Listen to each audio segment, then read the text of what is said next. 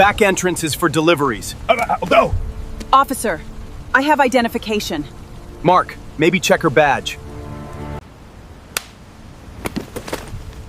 You should have known your place. Mark, that's enough. Oh my God.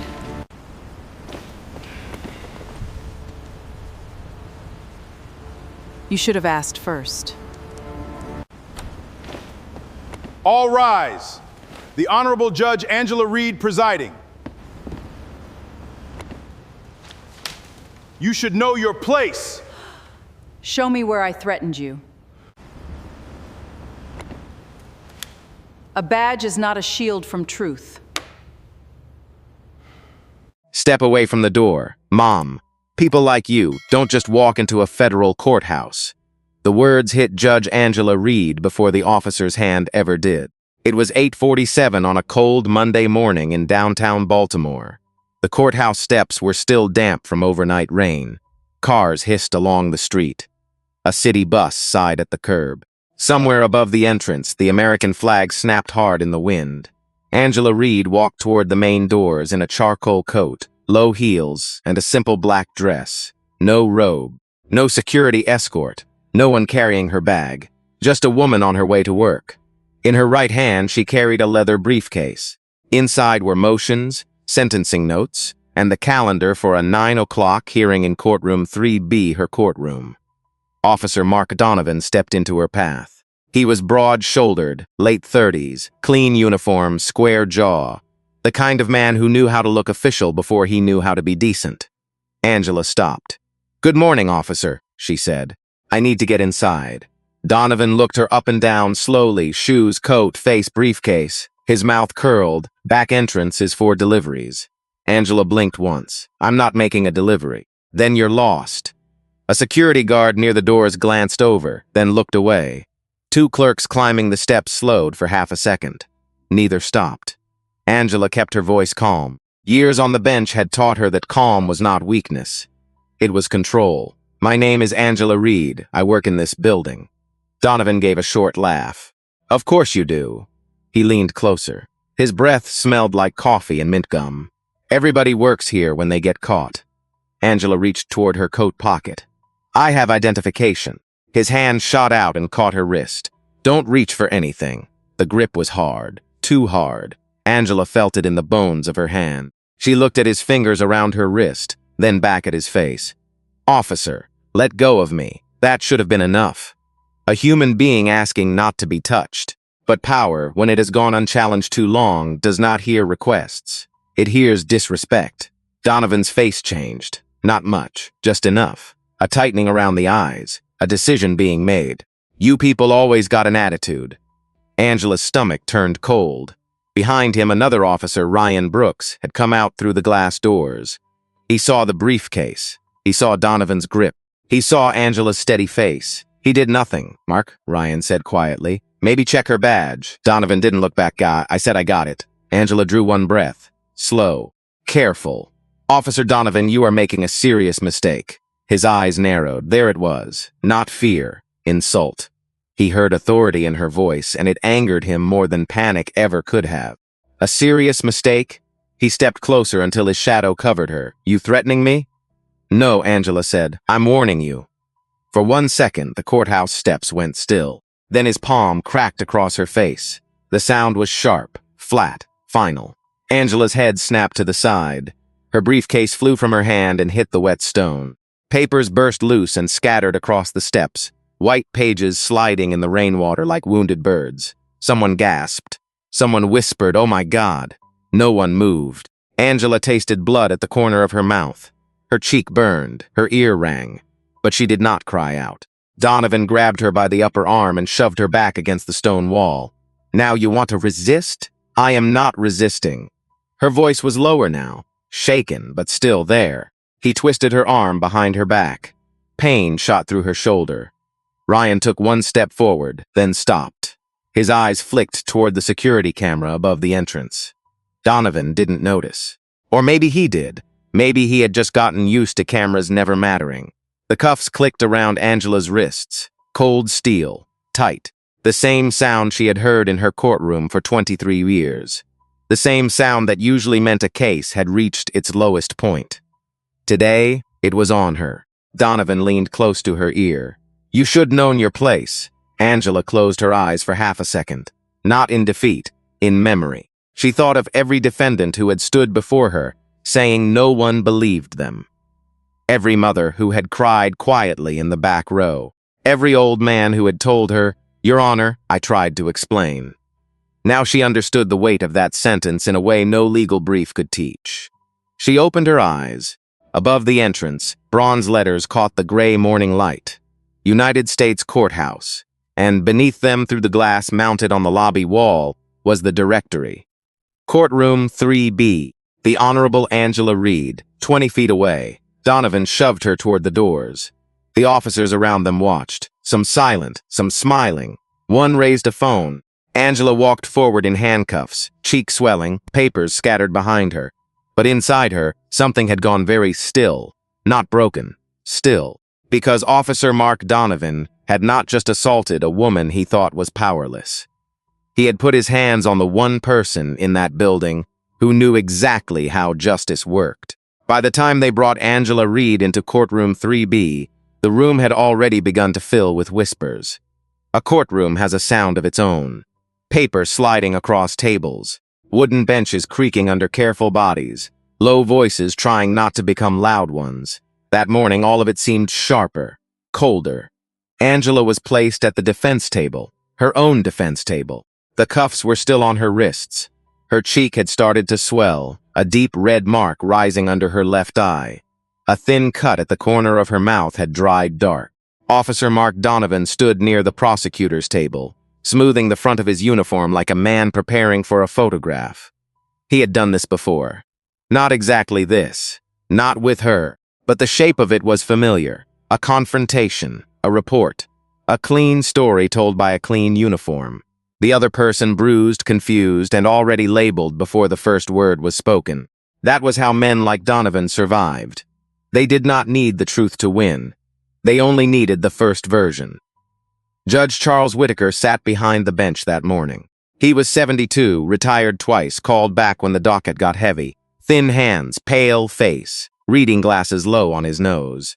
He had known Angela Reed for years, but only in robes, only from conferences, only from framed portraits and formal lunches.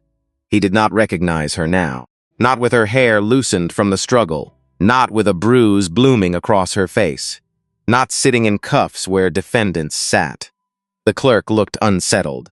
Her name was Megan Price, 29, new to the federal courthouse, still careful with every file, still believing procedure could protect people if everyone followed it. She glanced from Angela to the nameplate on the bench, then down at the intake sheet in front of her.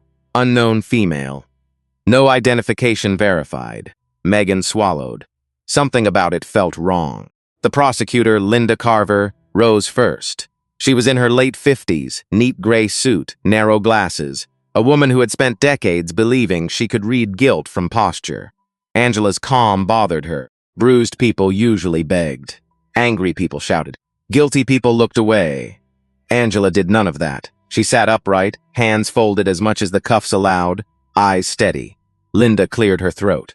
Your Honor, the government is prepared to proceed on charges of trespass, resisting arrest, and assault on a federal officer. Angela's eyes moved once. Assault. The word landed heavily, but she did not react. Donovan stepped forward before anyone asked him to. Eager, but trying to hide it. Judge Whitaker looked down. Officer Donovan, you were the arresting officer? Yes, Your Honor. His voice was smooth, professional, rehearsed in the mirror of many locker rooms. I was posted at the main entrance when I observed the defendant attempting to enter the courthouse through the public doors while acting suspiciously. Angela looked at him. He did not look back. She refused to provide identification. She had a briefcase full of what appeared to be restricted court documents. When I asked basic questions, she became hostile. Megan's fingers paused over the keyboard, hostile. She looked at Angela again. The woman had not moved. Donovan continued. She raised her voice, used profanity, claimed she was someone important. I've seen that before, Your Honor. People say anything when they know they are caught. Ryan Brooks stood in the back row with his arms crossed. His face was blank, but his jaw kept tightening. He had seen the slap. He had heard Angela say she had identification. He had heard Donovan refuse to look. Now he stared at the floor. Because silence is easy at first. Then it becomes a chain. Judge Whitaker leaned forward. Did she resist? Yes, sir. She pulled away and reached into her coat. At that point, I had to act for officer safety. Angela breathed in, slowly. Her wrists hurt, her shoulder throbbed. But deeper than the pain was something older and heavier. The knowledge that this was how the machine worked when no one interrupted it. One sentence became a charge. One assumption became a record. One uniform became the truth. Donovan placed a hand over his chest. I used minimum force. I protected this building. I protected the people inside it. A few people in the gallery nodded. Not because they knew. Because it sounded familiar. Because familiar lies are easier to accept than uncomfortable truth. Linda Carver turned toward Angela with a practiced expression of pity. Your Honor, the defendant appears to be attempting to exploit the situation by implying misconduct. We see this often. When lawful authority is challenged, accusations follow. Angela finally spoke. Her voice was quiet. May I respond, Your Honor? Judge Whitaker glanced at her, almost surprised she sounded educated. You may, briefly. Angela looked down at the cuffs around her wrists. Then she looked up. Before I respond to the allegations, I would like the court to order preservation of all courthouse security footage from the main entrance between 8:40 and 9 o'clock this morning. The room shifted. A small movement. A ripple. Donovan's eyes snapped toward her. Angela continued, calm and precise. I would also request preservation of Officer Donovan's body camera footage, any automatic cloud backups, radio traffic, incident logs, and phone recordings made by officers or staff present at the scene. Megan Price stopped typing altogether. Judge Whitaker frowned. He looked at the intake sheet. Do we have a name? Angela's mouth curved faintly, though there was no humor in it. Yes, Your Honor, you do. Donovan's face tightened. For the first time that morning, his confidence cracked. Just a little, but enough. Donovan tried to laugh, but it came out too thin. Your Honor, this is exactly what I mean, he said. She's trying to turn a simple arrest into some kind of courtroom performance. Angela did not look at him. That bothered him more than if she had shouted. Judge Whitaker adjusted his glasses and studied her face again. There was something in her posture he had missed before. The stillness, the patience, the way she waited for the court to catch up instead of begging it to believe her. Ms. Reed, is that your name? Angela held his gaze. Yes, Your Honor. Megan Price's fingers moved quickly over the keyboard now. Reed. Angela Reed. The name hit her memory like a match striking in the dark. She looked toward the bronze plaque beside the courtroom door. The Honorable Angela M. Reed. Her heart stumbled. No, it could not be. But the longer Megan looked at the woman at the defense table, the more the room seemed to tilt. Same cheekbones. Same eyes. Same voice she had heard once during orientation, when every new clerk had been told to remember that dignity was not a privilege given by courts. It was something courts were supposed to protect. Megan's throat tightened. She whispered to the bailiff beside her, Tom. Bailiff Thomas Green turned slightly. He was 58, wide-shouldered, with silver at his temples and knees that ached before rain. He had served in that courthouse for 16 years. He knew judges by their footsteps. He knew lawyers by their cologne. He knew when a defendant was scared before the defendant knew it himself. What? He murmured. Megan's eyes stayed on Angela. Look at her. Thomas looked. At first he only saw a bruised black woman in cuffs. Then he saw the set of her chin, the calm eyes, the small scar near her right eyebrow from the courthouse elevator accident 6 years ago. His face drained. Oh, Lord, he breathed. Angela heard him. She did not turn. Donovan saw the exchange. His hand moved to his belt. Not for his weapon, just a nervous habit. A man suddenly aware that the floor under him was not as solid as he thought. Linda Carver frowned. Your Honor, the government objects to these broad evidentiary requests. The defendant has no counsel present, and she is attempting to use legal terminology to confuse the issue. Angela turned to her then, slowly. Ms. Carver, evidence does not become confusing because the accused understands it. The room went quiet. Linda's lips parted, then closed. Judge Whitaker stared. That voice. That sentence. That was not panic. That was not street anger. That was the voice of someone who had corrected attorneys for a living. Angela continued. The request is narrow. Main entrance footage. Body camera footage. Radio logs. Phone recordings. All from a window of approximately 20 minutes. If Officer Donovan's account is accurate, that evidence will support him. She paused. If it is not, it will matter even more. Donovan stepped forward. Your Honor, she reached into her coat. I had no idea what she was reaching for. Angela looked at him at last. Her eyes were steady, but there was pain beneath them. Not fear, pain. I was reaching for my courthouse identification. You never said that. I said it twice. No, you didn't. Yes, Ryan Brooks said from the back. The words slipped out before he could stop them. Every head turned. Ryan's face went pale. His mouth tightened like he wanted to swallow the sentence back, but it was already in the room. Donovan stared at him. What?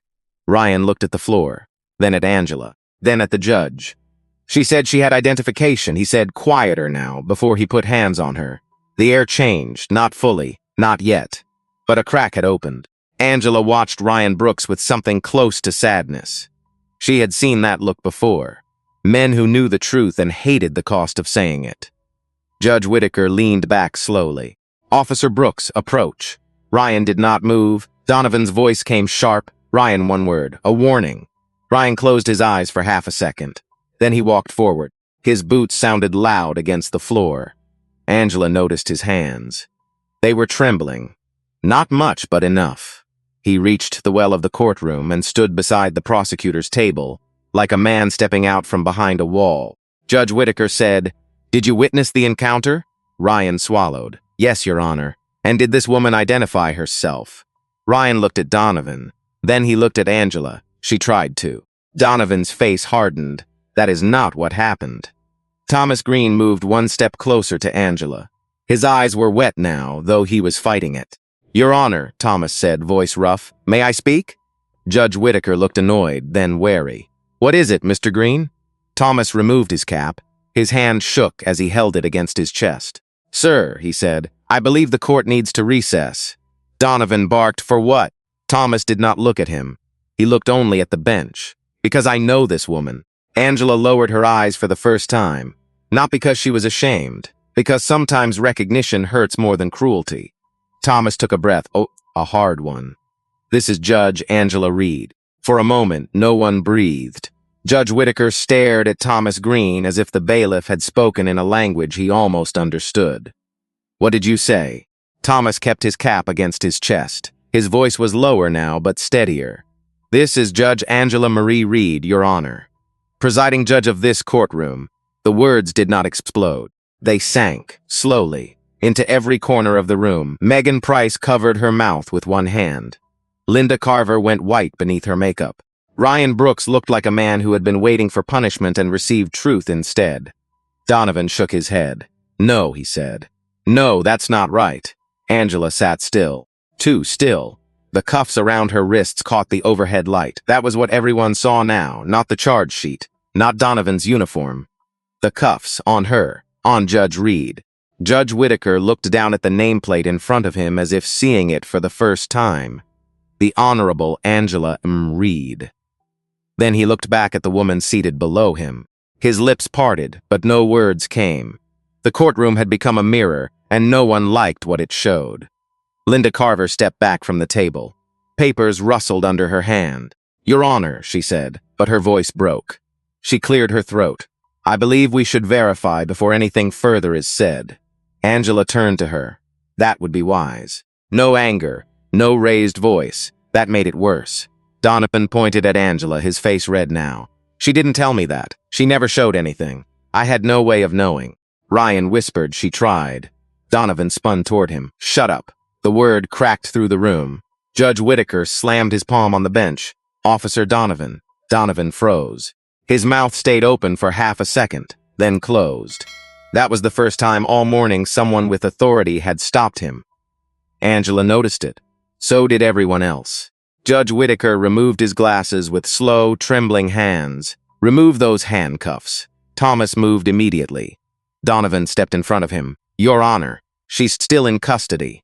Thomas looked at him, not with fear, with disgust. "Move." The single word carried 16 years of courthouse discipline. Donovan moved, but only because everyone was watching. Thomas knelt beside Angela. His hands shook as he unlocked the cuffs. The metal opened with a soft click. Angela drew in a breath, a small one, the kind a person takes when pain has been waiting politely for permission to speak. Thomas saw the red marks on her wrists. Deep, angry, too tight. His eyes filled again. "I'm sorry, Judge," he whispered. Angela looked at him. "You didn't do this, Thomas." "No, Mom," he said, "but I should have seen you sooner." She held his gaze. "Then see clearly now." That sentence landed harder than blame. Thomas nodded once. He stood, straightened his shoulders, and turned toward the courtroom like a man who had just been handed back his spine. Judge Whitaker rose from the bench. "This court is in recess for 20 minutes pending verification of identity and preservation of evidence." The gavel came down. The sound was sharp, but it did not end anything. It began something. People stood at once. Benches scraped. Whispers rose. A deputy marshal slipped out through the side door, already reaching for his radio. Megan was crying silently at the clerk's station, one hand still on the keyboard. Linda Carver gathered her files with quick, stiff movements. She did not look at Angela. Shame has a way of making even decent people study the floor. Donovan stayed planted near the prosecutor's table. He looked at Angela like he wanted her to be someone else. Anyone else. But she stood now, slowly. Her shoulder resisted, her wrists burned, her cheek pulsed with every heartbeat. Still she stood. Not as a defendant, not as a victim. As herself. Ryan Brooks approached, stopping several feet away. "Judge Reed," he said, voice rough. "I should have said something outside." Angela looked at him for a long moment. "Yes," she said. "You should have." He flinched. She let the silence stretch, not to punish him, but to make sure he felt the full shape of it. Then she said, "But you spoke in there. Do not stop now." Ryan's eyes reddened. "No, Mom." Thomas escorted Angela through the side door toward the small robing room behind the bench. The hallway was narrow, lined with framed photographs of judges past, mostly white men. Black robes, formal smiles, generations of law watching from the walls. Angela passed them in a torn coat, with bruised skin and cuff marks. And still, she belonged there more than anyone. Inside the robing room, the air smelled faintly of old wood and pressed fabric. Her black robe hung on a brass hook, the same robe she had worn through murder trials, custody disputes, civil rights hearings, and quiet mornings when all she had to do was listen. She touched the sleeve. For the first time that morning, her hand trembled, not from fear, from the terrible weight of being forced to prove her humanity in a place built to defend it. Then she heard Donovan's voice outside the door, low and panicked. "She set me up. This was a setup." Angela closed her eyes, one breath, then another. When she opened them, the tremble was gone. The robing room door closed behind Angela with a soft wooden click.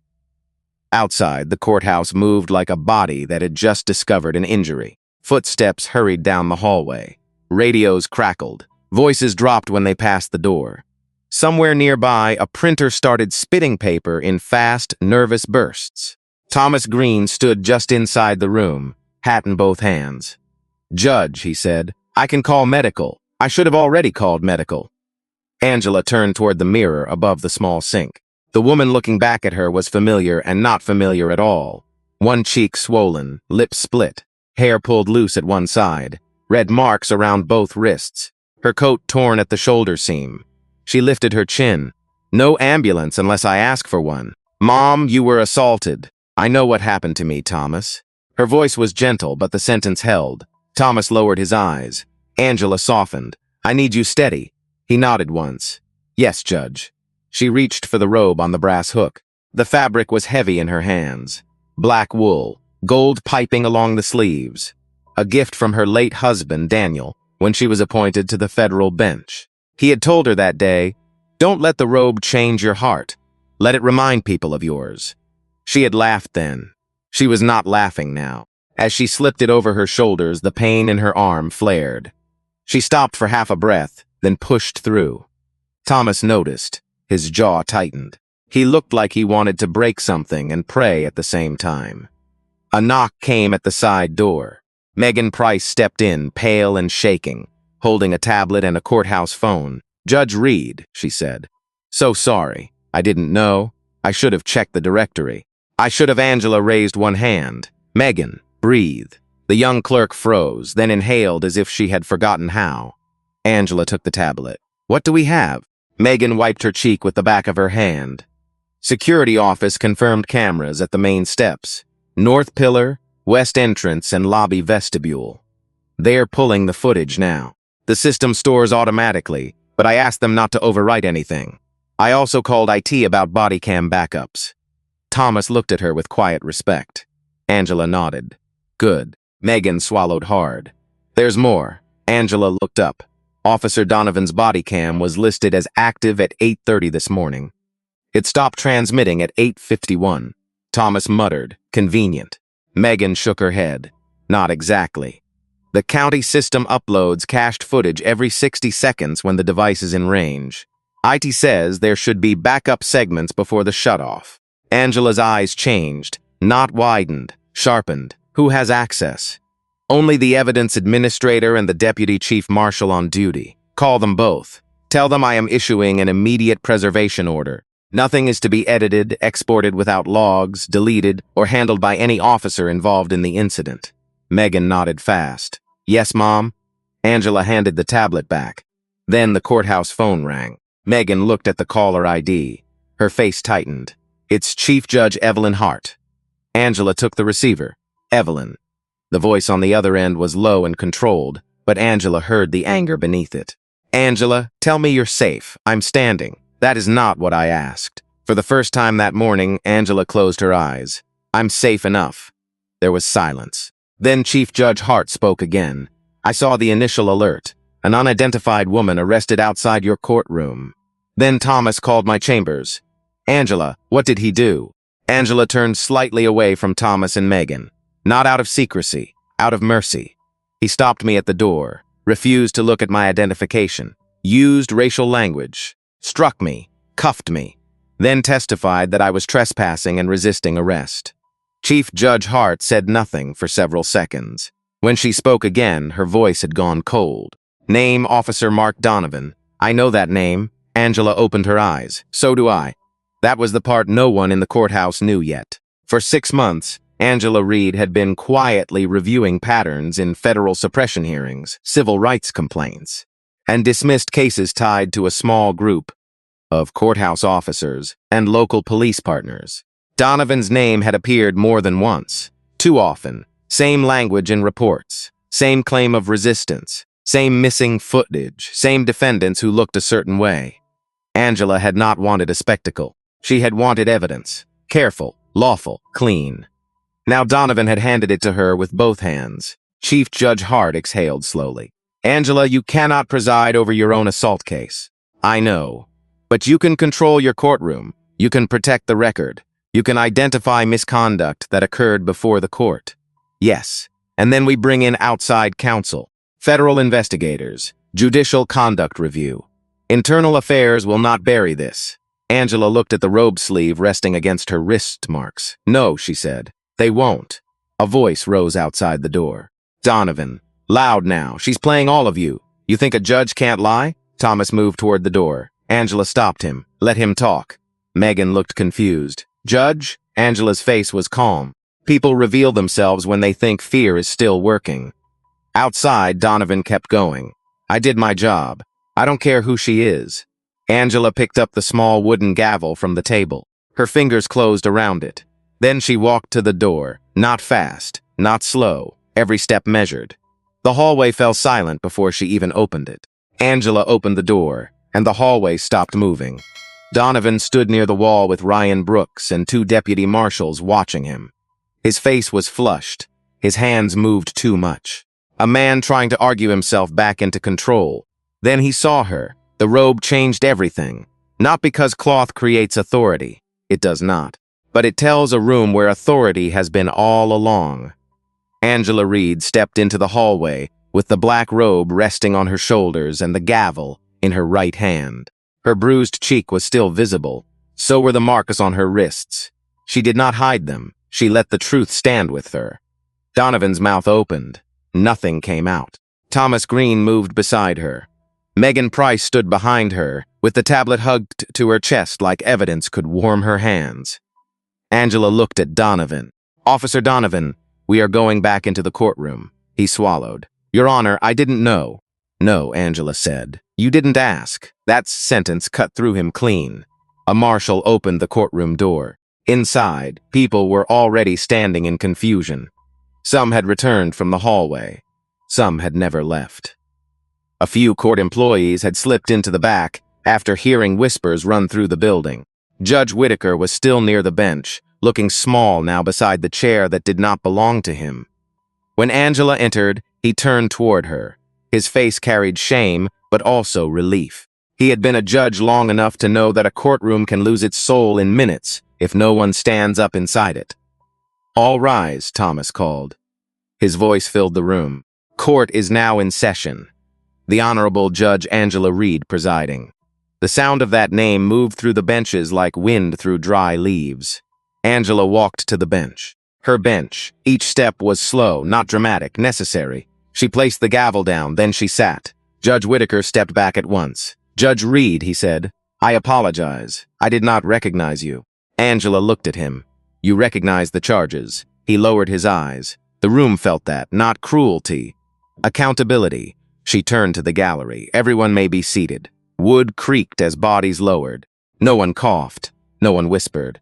Angela looked at Linda Carver. "Miss Carver, do you still intend to proceed on the charges filed against me?"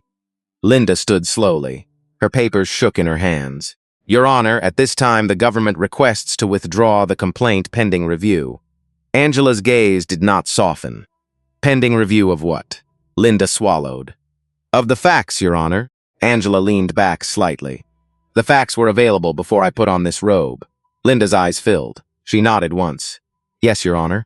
Angela let the silence sit, not to humiliate her, to teach the room what haste costs when it lands on a human being. Then she turned to Donovan. "Officer Donovan, step forward." He moved like his legs had forgotten their purpose. One step, then another. His boots sounded heavy against the floor. Angela opened a folder Megan had placed on the bench.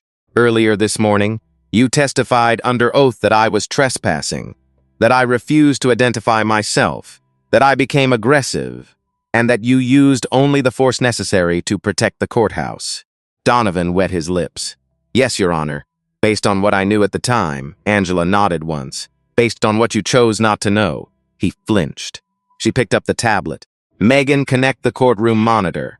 The clerk moved quickly. Her fingers shook, but she did not stop. A large screen on the side wall flickered awake. Angela touched the first file. "This is security footage from the north entrance at approximately 8:47 this morning." The video began. There was no sound at first. Just a gray morning. Wet steps. Angela walking calmly toward the door.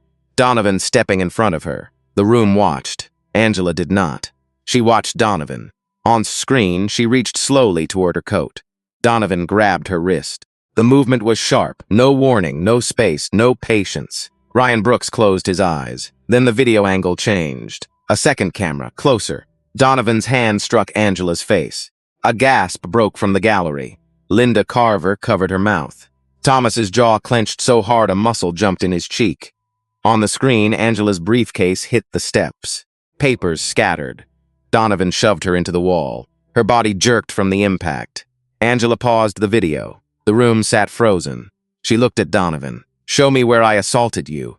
He did not answer. She waited. "Show me where I threatened you." Still nothing. Angela's voice lowered. "Show me where my humanity became invisible to you." Donovan stared at the screen, his face losing color. No report could save him now. No uniform. No practiced voice. The room had seen it. And once a room sees the truth, it cannot honestly go back to sleep. Donovan stood in the center of the courtroom, with the frozen image of his own hand on the screen behind him. No one looked away. That was the punishment before any charge was spoken. Not prison, not paperwork, not headlines. Just being seen clearly, without the protection of his version. Angela touched the tablet again. The court will now review the body camera backup. Donovan's head snapped up. My camera malfunctioned. Angela looked at him. You said that already. Megan played the next file. The screen went dark for a second, then opened from Donovan's chest level. The image shook as he walked down the courthouse steps. His breathing was loud. Too loud. Then his voice filled the room. Watch this. Another one trying to walk in like she owns the place. The gallery went still. On the video, Angela approached, calm, professional, briefcase in hand. Her voice came through clear. Good morning, officer. I need to get inside. Donovan laughed on the recording. Back entrance is for deliveries. The room heard it exactly. No confusion, no interpretation. Just the truth. Angela let it play. She did not flinch when the recorded slap cracked through the speakers. She did not look away when the camera showed her body hit the wall. She kept her hands folded on the bench, fingers resting lightly over the bruises left by the cuffs. But Megan cried again, silently. So did an older woman in the back row, a public defender named Ruth Ellis, who had spent 30 years telling clients to stay calm, because the system would hear them eventually. Watching Angela on that screen, Ruth felt the old ache rise in her chest. How many people had she asked to be calm in the face of things that were not calm at all? Donovan's voice came again from the video, low and cruel. You should known your place. Angela paused the recording. The silence afterward was worse than the sound. She looked down from the bench. Officer Donovan, earlier you testified that I used profanity and threatened courthouse security. Donovan's mouth moved, but no words came. Did you hear profanity on that recording? No, Your Honor. Did you hear a threat? No, Your Honor. Did you hear me identify that I worked in this building? He hesitated. Angela's voice sharpened. Answer the question. Yes, Your Honor. She nodded once, and yet you testified under oath that I refused to identify myself. Donovan swallowed. I was under stress. Angela leaned forward. So was I. That struck him harder than anger, because he had no answer for pain that spoke plainly. Linda Carver stood at the prosecutor's table, rigid with humiliation. She had trusted the report, because reports had always been treated like clean facts. Now the paper in front of her looked dirty. Your Honor, she said softly, the government moves to dismiss all charges against you immediately. Angela turned to her. Granted. The word was quiet. Final. Then Angela looked toward Thomas. Mr. Green, please make a record that the charges against Angela Reed are dismissed with prejudice pending external investigation. Thomas nodded. Yes, Your Honor. Donovan exhaled like he had survived something. He had not. Angela's eyes returned to him. Officer Donovan, do not leave. His shoulders stiffened. She picked up a second folder. It was thinner than the one she wanted. The full file would come later. But this was enough. Before this morning, I was reviewing a number of matters involving courthouse security and local law enforcement testimony. Your name appeared more than once. Donovan stared at her. Ryan Brooks closed his eyes again. Angela opened the folder. In the past 18 months, 4 defendants filed motions alleging excessive force by you outside or inside this courthouse. In 3 of those cases, body camera footage was reported unavailable. In 2, courthouse cameras later contradicted portions of the arrest report. A low murmur moved through the gallery. Angela let it pass. These are not findings of guilt. They are not verdicts. But they are patterns, and courts are required to notice patterns when liberty is at stake. Donovan's face had gone gray. I did my job. Angela's voice softened, and somehow that made it more devastating. A badge is not a shield from truth. It is a promise to carry power carefully. She turned to Ryan Brooks. Officer Brooks, you witnessed the incident. You also allowed false testimony to begin in this courtroom. Ryan's eyes were wet. Yes, Your Honor. Why? His lips pressed together. He was a grown man, armed, trained, wearing the same uniform as Donovan. But in that moment, he looked smaller than all of it. Because I was afraid of him, Ryan said. And because it was easier to stay quiet. No one moved. Angela studied him. That answer may cost you, but it may also be the first honest thing said by an officer in this matter today.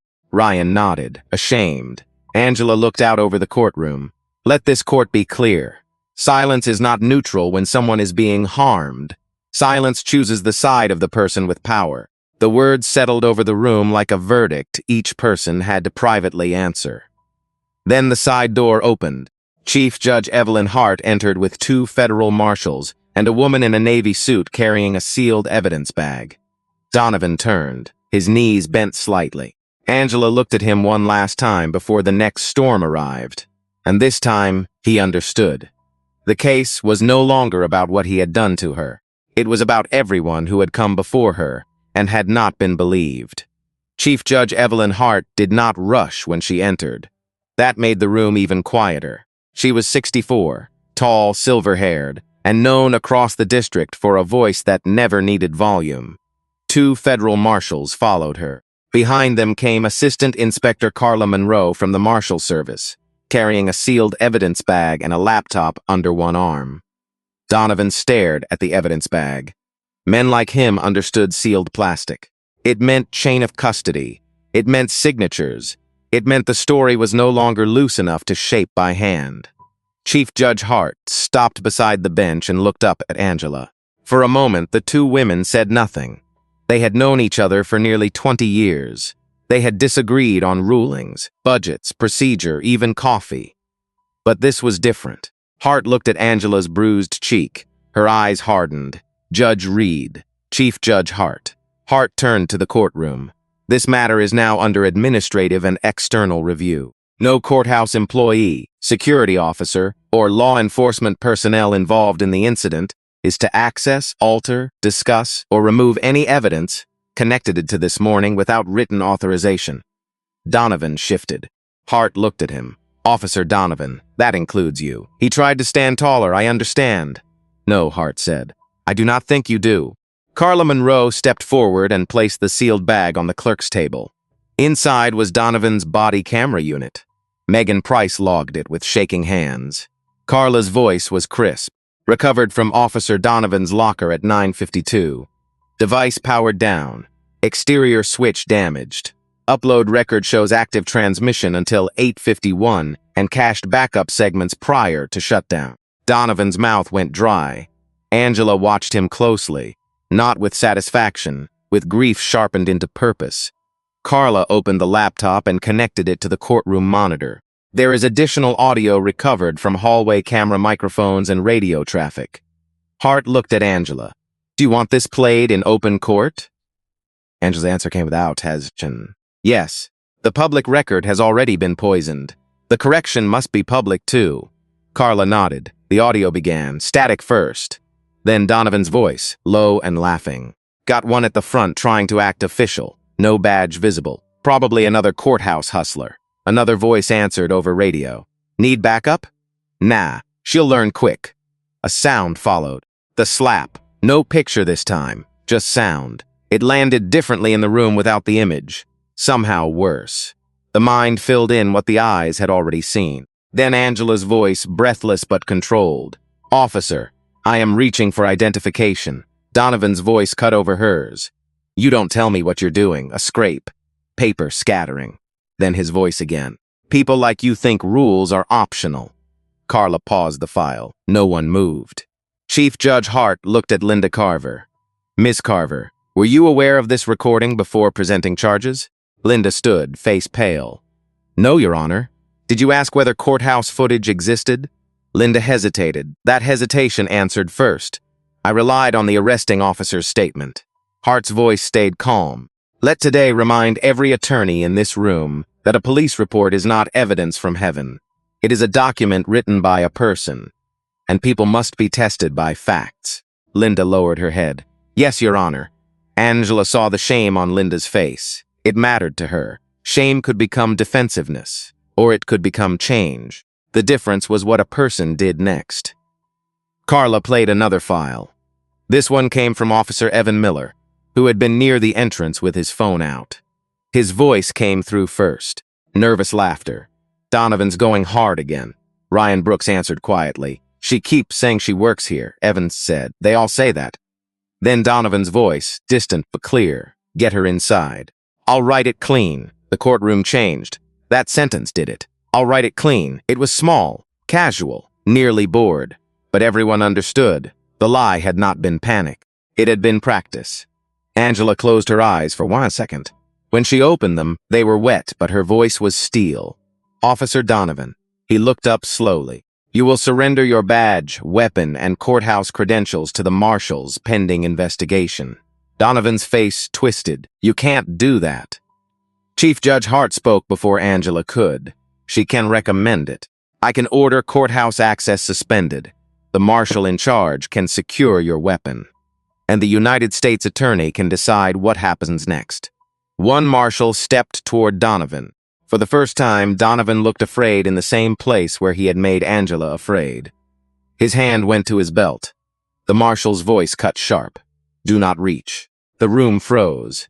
Angela watched Donovan hear his own treatment return to him. Not with cruelty, but with procedure. That difference mattered. No one struck him. No one mocked him. No one called him less than human. They simply held him accountable. Slowly, Donovan lifted both hands away from his belt. The marshal removed his weapon, then his badge, then his access card. Each item placed on the table sounded heavier than metal should. Ryan Brooks turned his face away.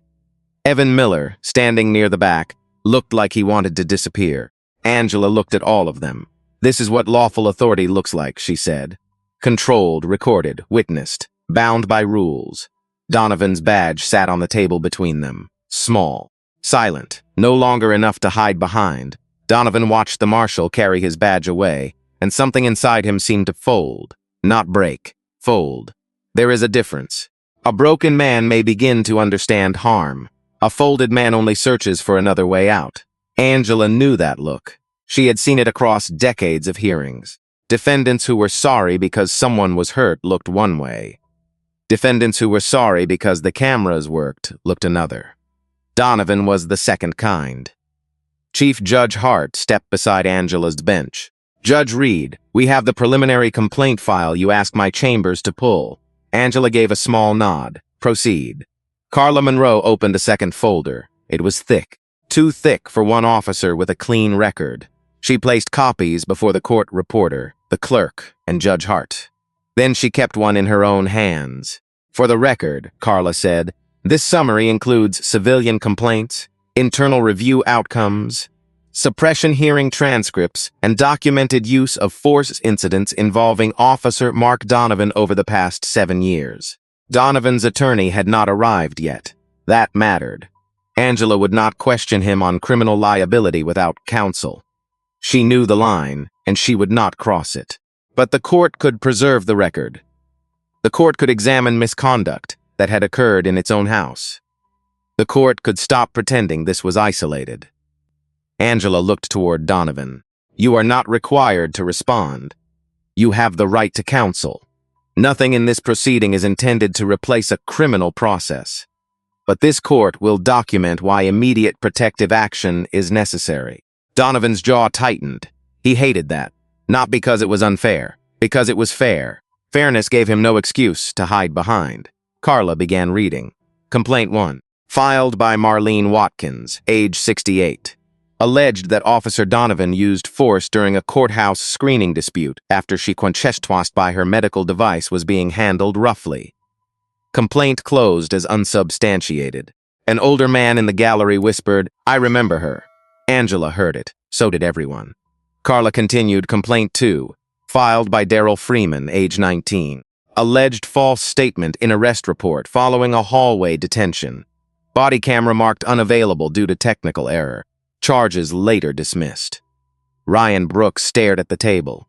Angela watched his face. He knew the name. Complaint 3. Filed by Reverend Samuel Price, age 71. Alleged racial remarks and unnecessary handcuffing outside the courthouse entrance. Internal review found officer conduct within policy. A murmur rose. Judge Hart turned. The room fell silent. Angela rested on the bench. Her wrist marks were still red against the dark robe. Carla stopped reading and looked up. There are 11 complaints in the file. 7 involve black complainants. 2 involve Latino complainants. In 5 cases, video was missing, incomplete, or reported unavailable. In 4 cases, charges were later dismissed or reduced after defense motions challenged officer testimony. Linda Carver closed her eyes. This was her world, too. Her office had relied on some of those reports. Her signatures had moved some of those cases forward. Maybe she had never meant harm. But harm does not always require intention. Sometimes it only requires speed, trust, and a refusal to look closer. Angela turned toward her. Miss Carver. Linda stood. Yes, Your Honor. How many of these cases passed through your office? Linda's throat moved. I don't know. Find out. Yes, Your Honor. And when you do not ask first how this affects convictions. Ask how it affected people. Linda's eyes filled. I will. Angela believed her. Or wanted to. Then Ruth Ellis, the public defender in the back row, stood slowly. Your Honor, may I address the court? Judge Hart looked toward Angela. Angela nodded. Briefly. Ruth walked forward with the careful steps of a woman whose knees hurt but whose conscience had finally found its feet. Her gray hair was pulled back. Her brown leather briefcase was older than some of the clerks. I represented Darrell Freeman, she said. The room held still. He told me Officer Donovan shoved him into a wall before arresting him. He told me he asked for a lawyer and was mocked. He told me the body camera would prove it. Then we were told there was no footage. Her voice trembled. I advised him to take a plea to a lesser charge, because I thought it was the best way to keep him out of jail. She looked at Angela. He cried in my office. Not because of the plea, because his mother was there, and he felt like nobody believed him. Angela's face changed, only slightly. But everyone felt the ache in it. Ruth continued. I have carried that boy's face for 2 years. If there is footage, if there is any record, I am asking this court to help us find it. Angela's voice was quiet. You should not have had to ask alone. Ruth sat down with one hand over her mouth.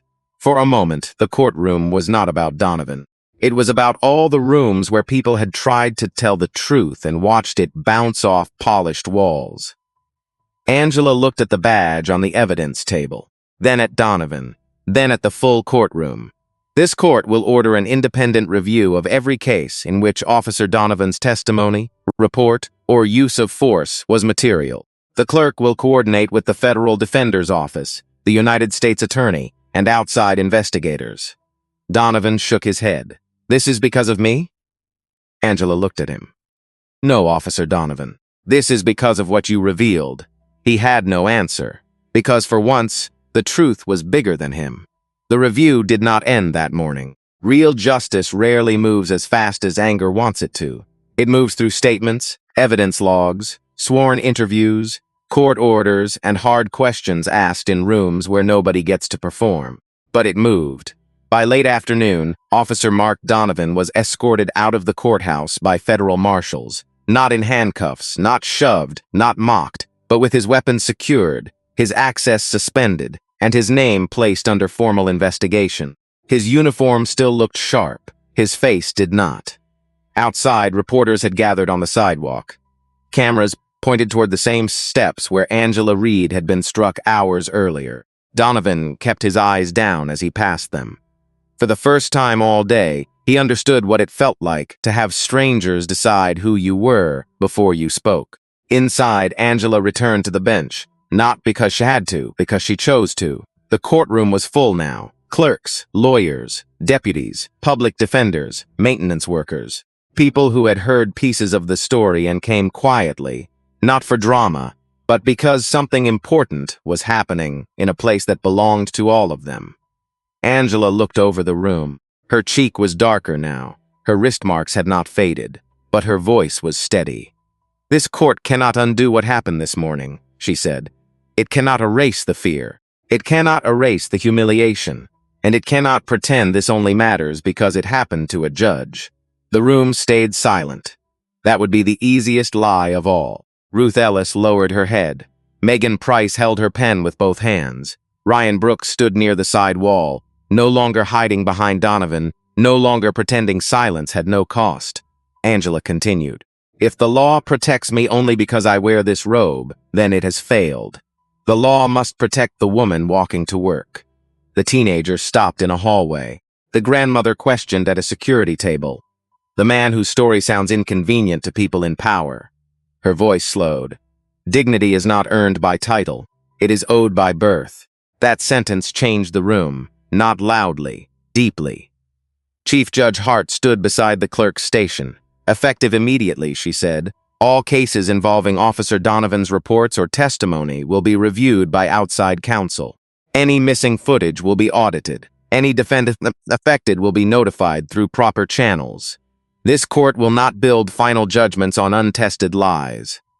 Donovan was not sentenced that day.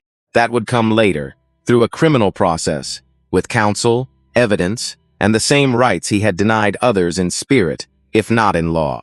Months later, he would plead guilty to federal civil rights violations, obstruction, and perjury.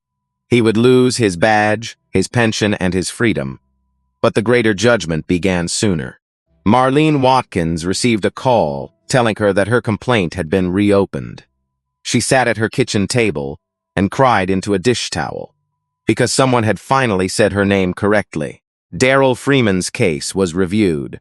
The plea that had followed him for years was vacated. His mother, who had once watched him cry in a public defender's office, stood beside him outside the courthouse and held his face in both hands. Officer Ryan Brooks testified fully. It cost him his position in courthouse security. It also gave him something he had not felt in years: peace. Linda Carver changed the way her office handled police reports. Every new prosecutor under her heard the same warning on their first week. Do not mistake confidence for truth. And Angela Reed kept working. She did not become harder. That surprised people. Pain often builds walls around a heart. But Angela had spent her life learning that justice without humanity becomes another kind of weapon. On the first anniversary of that morning, a small plaque was placed near the courthouse entrance. Not with her name in large letters. She refused that. It simply read, "Every person who enters here carries equal dignity." Angela stood before it after the ceremony, alone for a moment.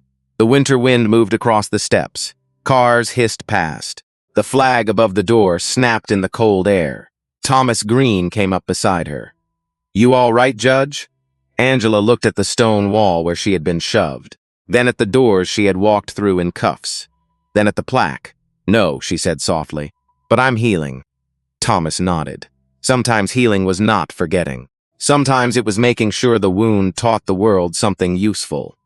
Angela turned and walked back into the courthouse. This time, every guard at the entrance looked up. Not in fear, in respect, and that was the point. Respect should never require a robe. It should never require a title, a badge, a bank account, or a famous name.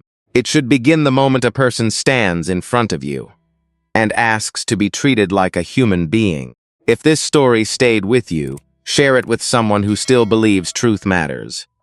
And if you want more stories where courage stands up to cruelty, stay close. Because justice does not always arrive loudly.